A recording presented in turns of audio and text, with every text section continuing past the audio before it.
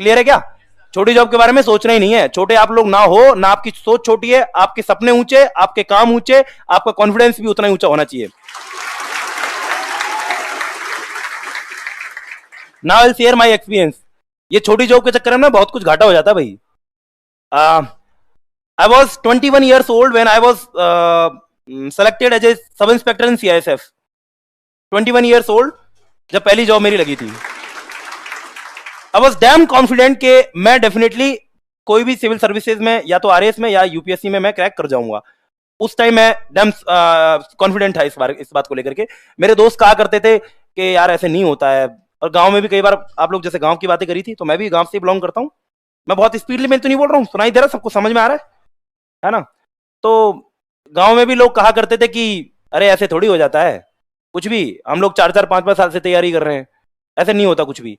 तो मैं उनको एक ही बात कहता था कि भाई देखो, इस गांव में लाल नीली बत्ती की गाड़ी अगर आनी है ना, तो अगर एक गाड़ी आएगी तो वो मेरी होगी, अगर एक ही गाड़ी होगी तो वो मेरी होगी, और अगर बहुत सारी गाड़ियां अगर आई ना, या बहुत सारे लोग अगर गाड़ी लेके आते हैं, तो उनमें से कम एक तो मेरी होगी। तो ये वाला कॉन्फिडेंस आपको रखना है अपने अंदर, ठीक है? ये पॉजिटिव एटीट्यूड आपके अपने दिमाग में सेट कर लेना है बिल्कुल आज से ही। ये माइंड में लेकर के कभी एग्जाम मत देना कि पहले प्री देके देख लेता हूं, प्री होता है कि नहीं, प्री हो जाएगा फिर मेंस के बारे में सोचेंगे, फिर मेंस देके देखेंगे, फिर इंटरव्यू तक पहुंचेंगे। ये नहीं सोचना।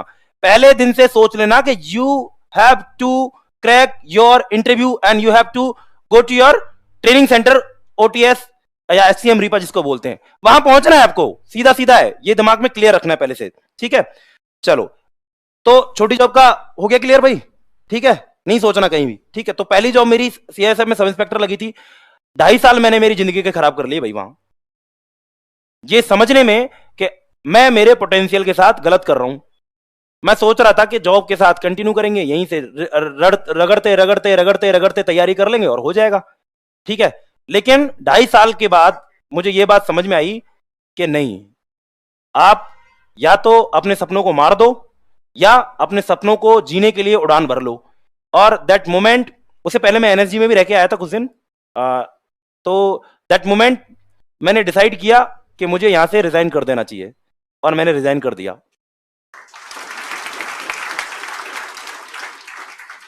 रिजाइन करने से पहले मेरे फादर ने को मैंने कॉल किया, तो मैंने उनको कहा मैं पापा I am not feeling good. क्या हुआ?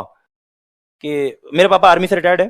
तो उन्होंने कहा कि क्या बात है, क्या हुआ? मैं कहा पापा मुझे ये जॉब नहीं करनी है।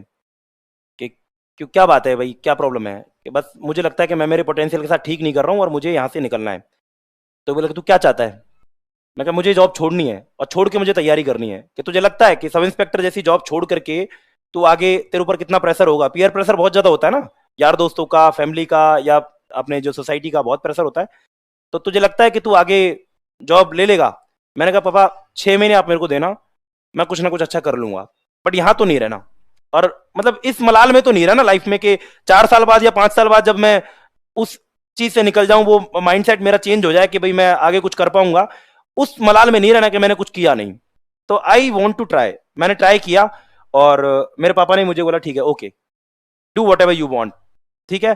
तो रिजाइन किया, रिजाइन करके आया। उसके बाद मैंने 2 चीजें साथ में रखी। पहला, मैंने SSC को फोकस रखा, क्योंकि मैं पहले से SSC में सेलेक्टेड था। तो SSC CGL क्रैक किया। फिर SSC में एक ट्रांसलेटर वाली जॉब निकलती है, ट्रांसलेटर कम हिंदी प्राध्यापक करके निकलती है, JST, जूनियर हिंदी ट्रांसलेटर जिसको बोलते हैं। तो वो क्रैक किया।